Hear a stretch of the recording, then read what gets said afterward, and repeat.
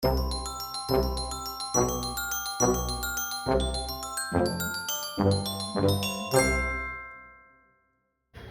প্রশ্রয় তো এসব ঘটছে ফুটু, কোনো ডিসিপ্লিন নেই। আচ্ছা শোনো না, রানা দিদি ও কি বলছে সেটা একটু শোনো না, একটু শোনো না। এই বল না বল না বল না, কোনো ভয় নেই, রানা বেশি আমাদের খুব ভালোবাসে। কি যেন বলবো? এই আবার শুরু হলো, সব সময় শুধু ওর ঢং আর ঢং। হ্যাঁ, আমিও তাই বলছিলাম, এই ঢং জিনিসটাই খুব খারাপ। উফ, এটা নিয়ে নয় পরে একদিন আলোচনা হবে, এখন তুই ওই ওই সুক্তর কথাটা বল। সুক্ত? তুই একদম আকাশ থেকে বললি দেখছি। এই পুটু, ছেলে কাজ তো দেখি, কি বলবি ঠিক করে বল।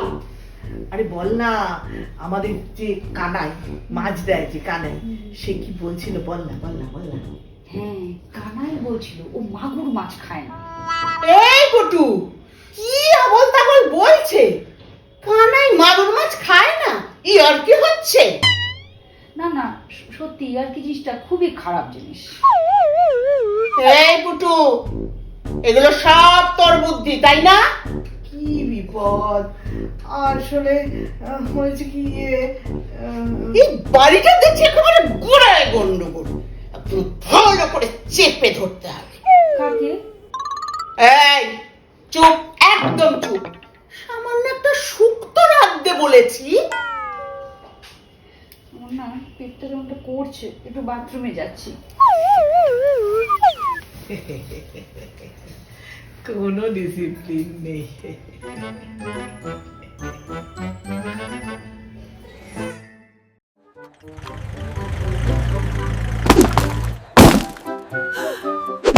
মুখার্জিদের অদ্ভুত বাড়ি, মুখার্জিদের অদ্ভুত বাড়ি।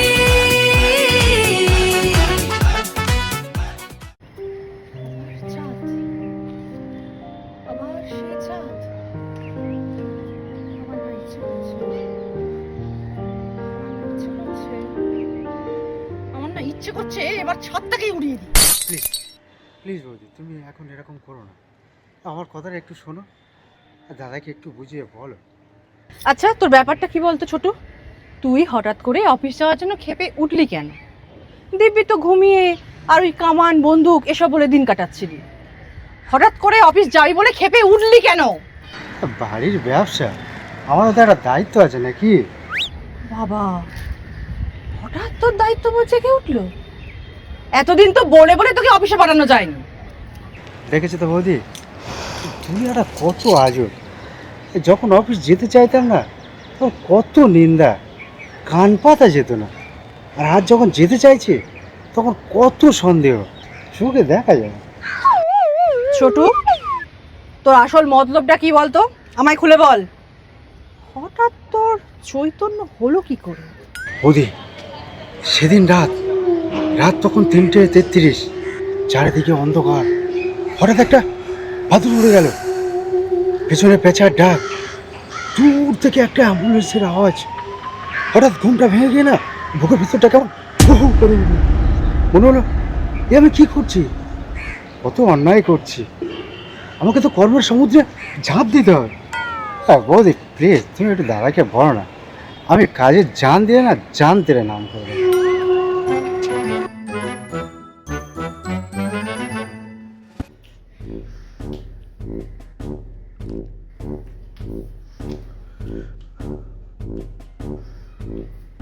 সুদা, তুমি একটু বসো মাথা ঠান্ডা করে, তোমার প্রেশার হাই হয়ে যেতে পারে। Hang your pressure. না না, আমার প্রেশার নয়, তোমার প্রেশার। বাজে কথা বলিস না, একদম বাজে বকবি না। তুই তো জানিস আমি ছোটুকে আমার টিমে নিয়েছি। কেন নিয়েছি? রিজন ইজ ভেরি সিম্পল, কারণ ছোটুর কোনো কাজ নেই। হঠাৎ শুনছি ছোটু নাকি অফিস যাবে। আহা ফুসুদা, এটাও আমি শুনেছি, শুনে আমি খুব অবাকই হয়েছি যে ছোটু কেন হঠাৎ অফিস যাবে বলে উঠে পড়ে লেগেছে। এটা তো আমার মাথাতেও কিছুতে ঢুকছে না। তোদের মাথায় ঢুকবেও না, এটা একটা international politics. Already conspiracy start হয়ে গেছে। ছোটুকে নিয়ে ইন্টারন্যাশনাল পলিটিক্স? বলো কি নেপাল, না মানে ফুচুদা? তুই চিনবি না, এরা international mafias, very dangerous, very dangerous. এদেরই কাজ, এটা এদেরই কাজ। এরা হচ্ছে ইটালির বাসিলো আর দুদিন ফেলেনি। কি ফেলেনি? বাজে বকিস না। আসলে যেদিন থেকে ওরা ওরা আমার পেছনে পড়েছে, যেদিন থেকে ওরা দেখেছে যে আমি ওই ছোটুকে আমার টিমে পিক করেছি, সেদিন থেকেই ওরা উঠে পড়ে লেগেছে আমাকে আটকাতে। তাই ওরা ছোটুকে এলিমিনেট করতে চাইছে। এলিমিনেট? সময় নেই, সময় নেই। প্ল্যান এ যদি সাকসেসফুল না হয় তাহলে ডাইরেক্টলি প্ল্যান ডি অ্যাপ্লাই করব, তারপর দেখছি।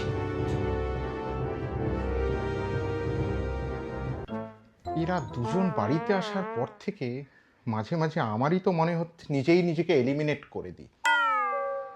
কিন্তু যখনই বড় বউয়ের ওই চাঁদের মতো মুখটা মনে পড়ে, তখনই কেমন যেন। দেখো বাপি, কাকাই তো বরাবরই এরকম, কিন্তু কাকাই এখন যেটা করছে সেটা বেশ অন্যরকম। মানে আমি বলতে চাইছি বেশ অদ্ভুত। অদ্ভুত? এই কিরকম? একটু একটু ভেঙে বল। দেখো, ভাঙতে পারবো কি বলতে পারছি না, কিন্তু কাকাইয়ের চাউনিটা না কিরকম বদলে গেছে। মানে আমি বলতে চাইছি কাকাই তো আগে বিভিন্ন নাম বলতো বলতো তো, কিন্তু এখন ওই কি ডিম্পল আর ওই ববি, ওই দুটোর বাইরে তো কিছু বলছেই না। নতুন কোনো বাদরামির প্যাচ করছে আর কি। ভাবি, কাকাই প্রেমে পড়েনি তো? আরে দূর, ও আবার বলিস কি রে? প্রেম? আচ্ছা বাপি, তুমি ওই ববি সিনেমাটা দেখেছো? হ্যাঁ দেখেছি। কেন বলতো? কাকাইকে না চোখে চোখে রাখতে হবে, বুঝলে বাপি? চোখে চোখে রাখতে হবে। এ বাড়িতে থাকা যাবে না, এ বাড়িতে থাকা অসম্ভব। বাপি শান্ত হও, শান্ত হও, শান্ত হও। পারছি না, এ বাড়িতে থাকা অসম্ভব।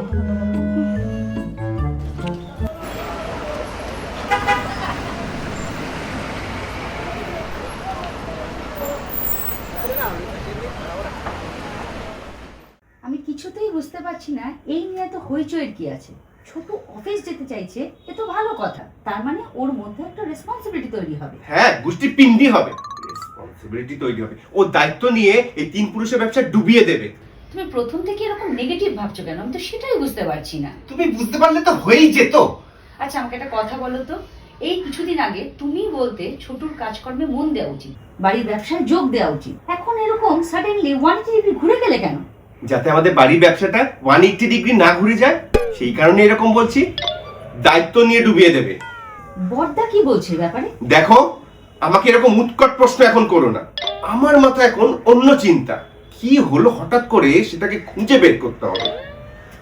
আমার তো মনে হয় তুমি একটা সিম্পল ব্যাপারকে ফর নাথিং জটিল করছো।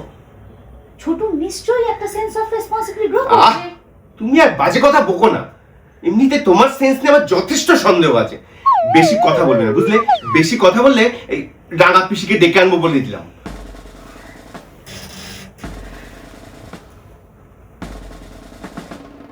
আসল বিষয়টা জানতে হবে। কিছু তো একটা আছে।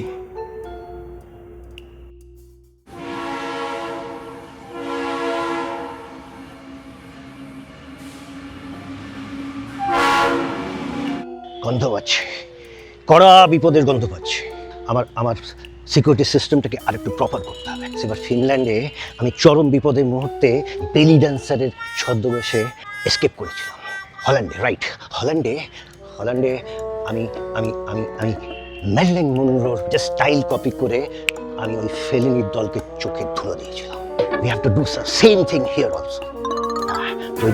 প্রয়োজনে আমি আমার সমস্ত সিক্রেট ফাইল আন্ডারগ্রাউন্ডে চালান করব।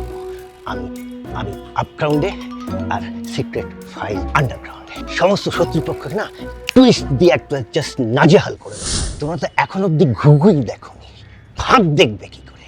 ইউ হ্যাভ নট সিন ঘুঘুস, হাউ ক্যান ইউ সি ফাঁদ? সবে তো খেলা শুরু। যেভাবে হোক খুঁজে বের কর ছোটুর কি হয়েছে। ছোটু হঠাৎ করে অফিস আসতে চাইছে কেন? ছোট বলছে যে একটু ব্যবসায় মন দেবে, কাজকর্ম করবে, সেই জন্য অফিস যেতে চাইছে।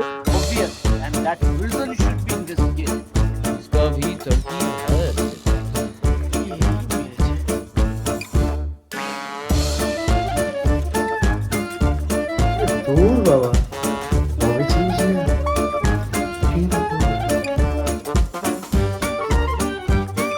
না না না, ঠাকুরদা দত্ত। কীর্তি দত্ত বাবার দেয়া না, তেমন ঠাকুরদা দত্ত।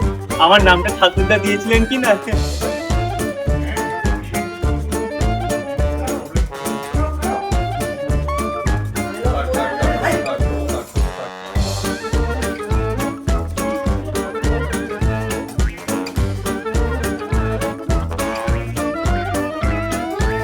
ক্যাবলার মতো তাকিয়ে আছে। সুলতানা নানা করে তো এতদিন কাটলো, এবার একটু সংসারের কাজে মন্ত্রণ দাও।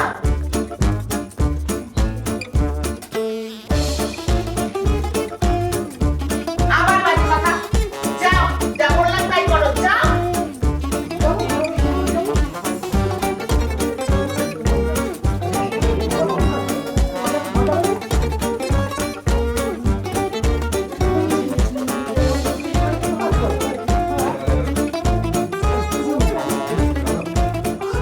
মুখার্জিদের অদ্ভুত বাড়ি।